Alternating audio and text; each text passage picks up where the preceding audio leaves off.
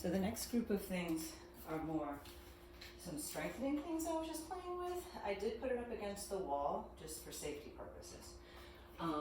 First, having it so where the handles are towards you. So you can have your feet on either side. Coming into like a bridge position, tucking the shoulders under, lifting the hips, and then you can come into a variation of lowering and lifting, or staying lifted for more of just the back bend, although it's still definitely strengthening to stay here, or pressing into one leg, taking one leg to the sky, down and ups, having to give it one feeling. Feels a little funny in my low back when I go all the way down with the one leg, but pulsing up, up, up, up, feels really strong. I like this. The going down, not so sure I like it. And then, of course, try the other side, holding up, and just holding up with one leg is gonna be really strong too. The pulse just gives a little extra tightness to your glutes. Taking a few times on each side.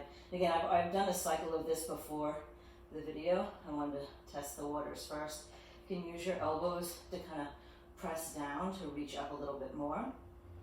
Now I am going to push up into wheel, but I'm going to do it when I flip it around because then my feet are on the cushion. I feel like there's less chance to slip.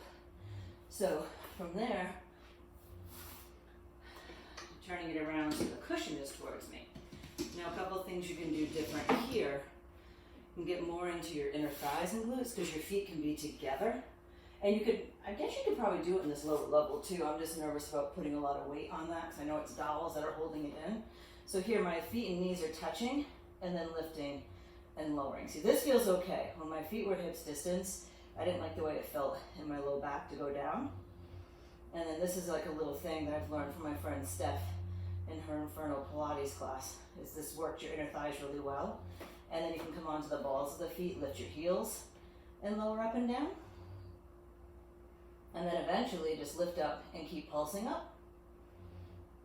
Then from here, now, if you are gonna push up into wheel, I honestly would recommend you do it with someone nearby the first time, because with your feet elevated, it's a lot more difficult than you think. You could always put your feet up second. That's actually how I'm gonna get down. So hands come by the ears, move up a little bit. And then I usually start by going to the top of my head to get my hands underneath me and then press up. But what's cool about this is then you can kind of move around a little bit, center off the foot, take it up to the sky. It gives you a lot more room in your low back, although there's a decent amount of pressure in your wrists. Now to come down, you could lower back down, but it just feels safer to me to lower my feet and then come back down, just for the sake of safety. And then last thing I've come up with so far, you could do regular plank though too, that would be cool with the feet elevated, but coming in here and lifting glutes and hamstrings. And you can play with lifting a leg, keeping the legs down.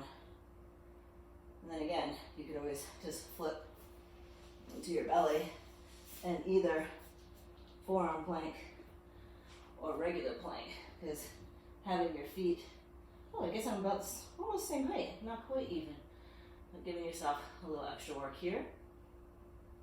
Good walk up to your hands and then walk in, play there.